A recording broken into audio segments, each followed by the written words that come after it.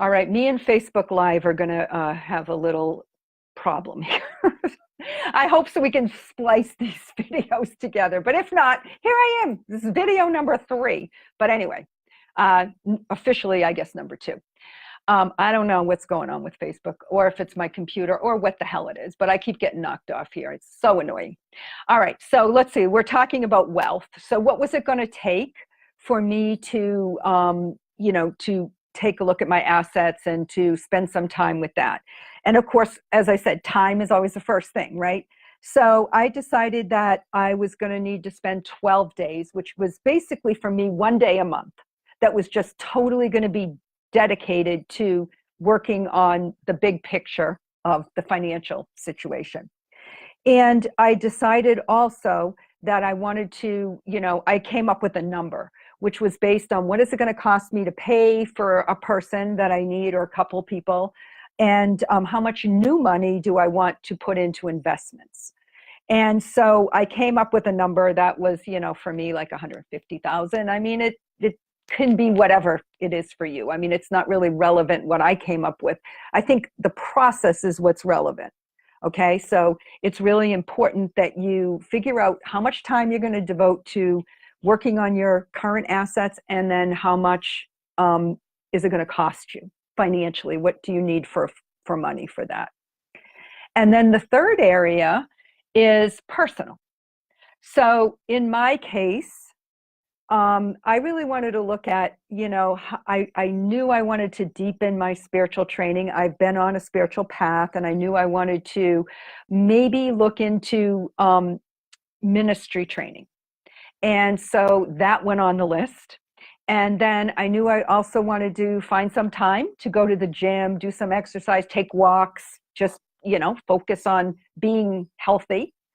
And that I also wanted to improve my mind. I want to become smarter about my business. I want to become an expert in running my business, in my industry.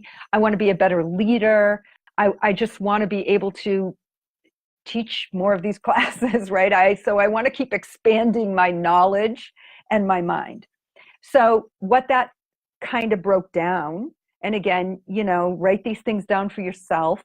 And sure, it's going to take more time than this quick training that we're doing here. But for me, last year, it was that I was going to spend 3 hours a week on just my minister training and studying up on that. I was going to attend my spiritual retreats. And so I came up that would be about 8 days a year that I would do that.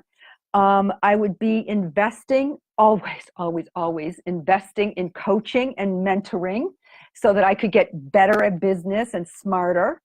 And in order to do that, there was also a time commitment there, right? So in the time, there was going to be 20 days that I was actually going to be spending going to events and, just working with my mentor. And then I also wanted to have training for health related things and, make sure that I had time to go to the gym and do all those things. So I kind of came up with how many hours that I was going to be spending on my health related things. And it literally, and not just health, but all the personal. And it came out to 58 days. So, again, I'm just giving you what I did because it kind of helps you to put it into perspective. So in the end, after I looked at those 3 areas, I literally only had 158 days left for work. So I'm going to come back to that in a minute.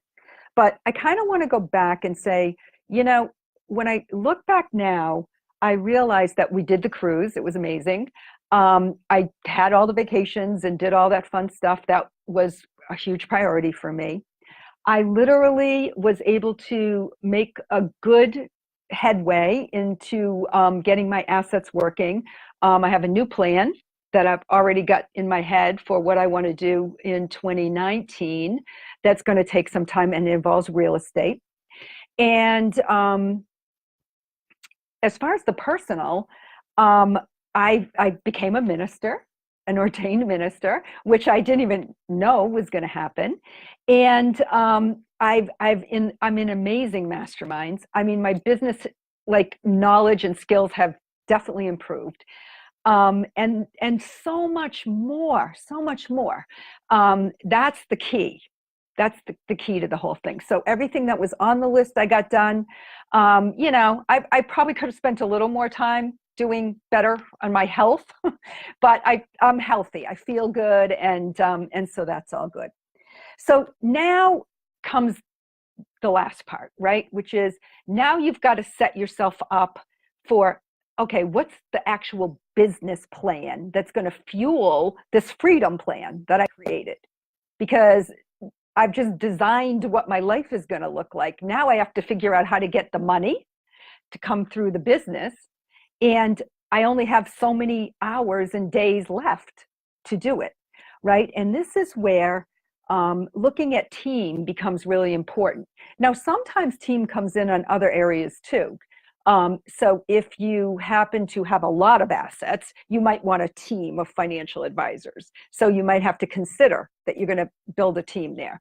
If you are looking to find more time and you want to make your life simpler from a personal perspective, you might be hiring a team there. You might be hiring a team to somebody to cook for you.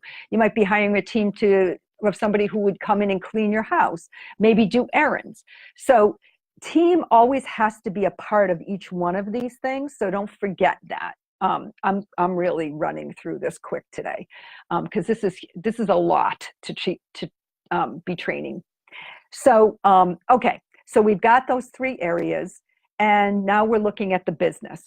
And we're not going to go deep into the business today because creating a business plan obviously is, another whole session and very personalized to each of you. But I want to talk a little bit about the reality of the thing, right? So what are the things that might happen if you find out that you only have 158 days left to work, right? So do you have to convert your program that you're selling now to a higher ticket so that you make more money? Because now you're starting to see what you're going to need just to fund the lifestyle, right, that you've built for yourself. If like in my case, I'm going to jump back a little bit to the personal when I talked about business coaching. So I put that under personal because that's like my personal development. I have to pay for that, right? I have to pay for I tithe to my organization. So I have to kind of figure out, okay, how much money do I want for tithing? How much money am I going to need for any kind of health fitness program that I belong to? And the travel that goes along with going to retreats and all of that. So, I came up with that money, and I kind of undershot that a little bit too, because I think I spent more on coaching than I expected to, but I did pretty good in that respect. So, okay, so now we know, say you get some number that you need to fund this life that you've just created for yourself. I don't know, maybe it's 200,000, maybe it's 500,000, maybe it's 50,000. I don't know. I hope it's a lot higher than 50,000. But anyway, so now you've got to create the business plan that's going to fuel that.